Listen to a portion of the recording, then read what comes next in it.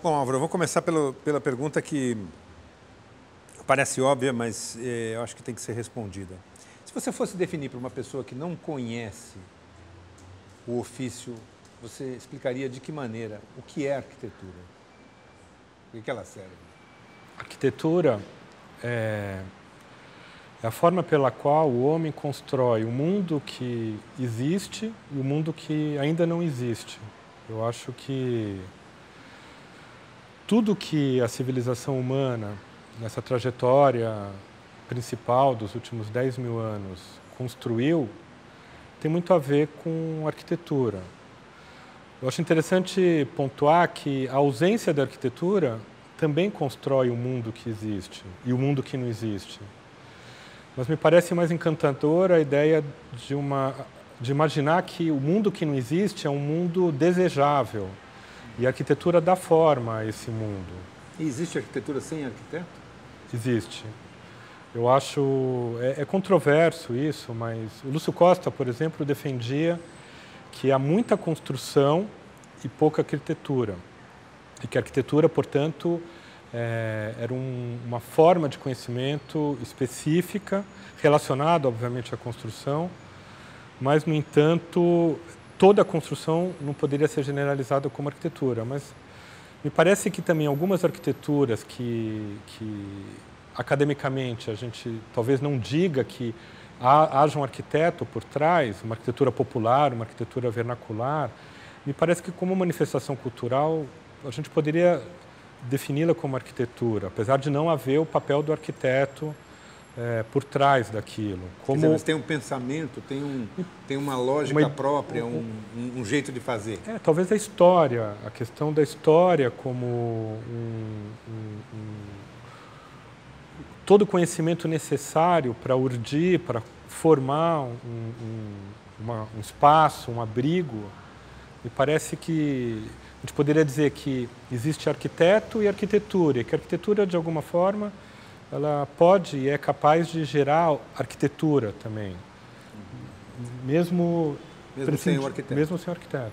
Agora, já houve tempo no Brasil, na época do desenvolvimentismo, da construção de Brasília, um período até mesmo aqui em São Paulo, em que havia significativas obras feitas por arquitetos, tanto de residências quanto de construções do Estado, em que se discutia mais esse assunto e a população, pelo menos a população letrada, entendia melhor a arquitetura.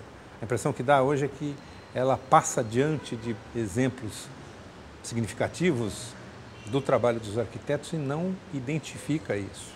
Como é que é possível reverter isso? É interessante essa questão, porque a gente poderia abordar de diferentes formas. Uma pergunta que a gente sempre faz, como arquitetos e arquitetos que também têm uma atuação no mundo acadêmico, como professores, é onde está a arquitetura no mundo contemporâneo. Quando você, por exemplo, pega um carro, sai de uma cidade como São Paulo, vai até Campinas, por exemplo, e passa pela periferia da cidade, a pergunta é, aonde estão todos os alunos de arquitetura, todas as escolas de arquitetura, toda a história da arquitetura, nesse cenário urbano, nessa apropriação do território de uma forma absolutamente desprovida de qualquer intenção. Porque essa era uma definição interessante que o Lúcio Costa colocava. A arquitetura é a construção com intenção, ou seja, e talvez o Artigas, quando falava de desígnio ou desejo, arquitetura que tem um projeto que vai além pura e simplesmente do projeto da construção, de uma ideia. Maneira de construir. Tem uma ideia por trás. Sim. Então, me parece que uma abordagem que seria interessante dessa questão é a pergunta: a arquitetura não seria, nesse momento da nossa sociedade, da nossa história, ela não seria um produto desnecessário, então, ou fútil? Porque é muito comum, por exemplo, mesmo no nosso meio, a expressão casa de arquiteto, como fosse uma obra de exceção. A casa, portanto, onde o cidadão mora é uma casa genérica, e a casa do arquiteto é uma casa que é encomendada ao arquiteto, uma casa, portanto, cara, objeto de um desejo, existe um fetiche, fora do comum, fora do padrão. E aí eu fico perguntando também, Paulo,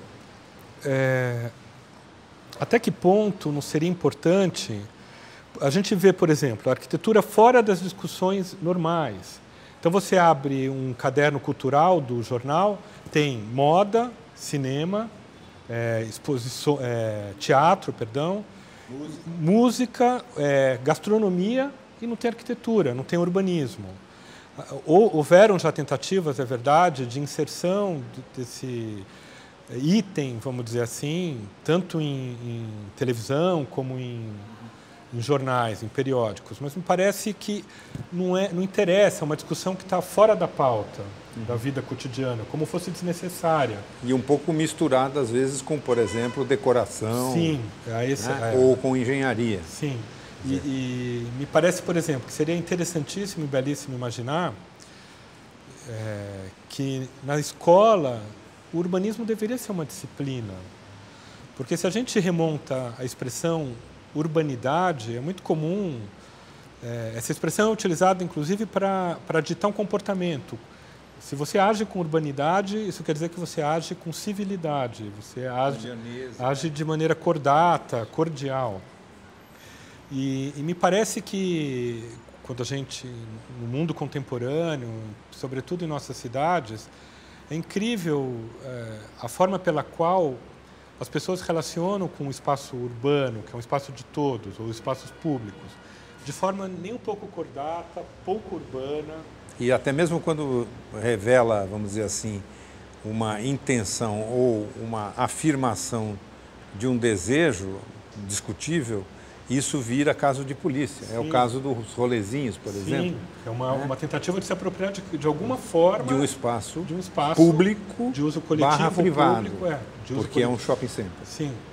Agora, voltando a esse tema de imaginar urbanismo nas escolas, por exemplo, eu acho incrível, porque mesmo nós, depois de uma certa idade, você ouve falar no Max Planck, ou vai estudar o Einstein, e isso poderia ser perfeitamente estudado como uma forma de seduzir, de envolver o aluno no universo do conhecimento. Kepler, Galileu, as estrelas. Então a gente tem, por exemplo, na escola, aula de física e biologia, mas ninguém nos diz, por exemplo, que todos nós, toda a matéria do universo foi forjada nas estrelas, e nas estrelas que morreram. E, portanto, o sistema solar, que tem 5 bilhões de anos, tem matéria de estrelas que existiram antes de existirmos. E tudo isso dá uma dimensão tão magnífica e sensacional à vida.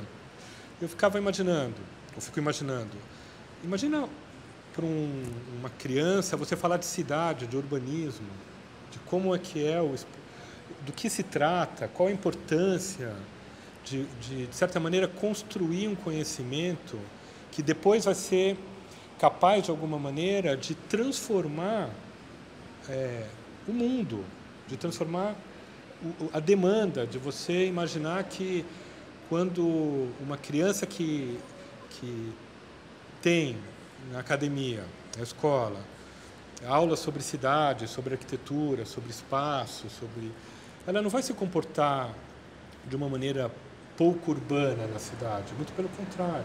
Ela evolui. Eu acredito que sim.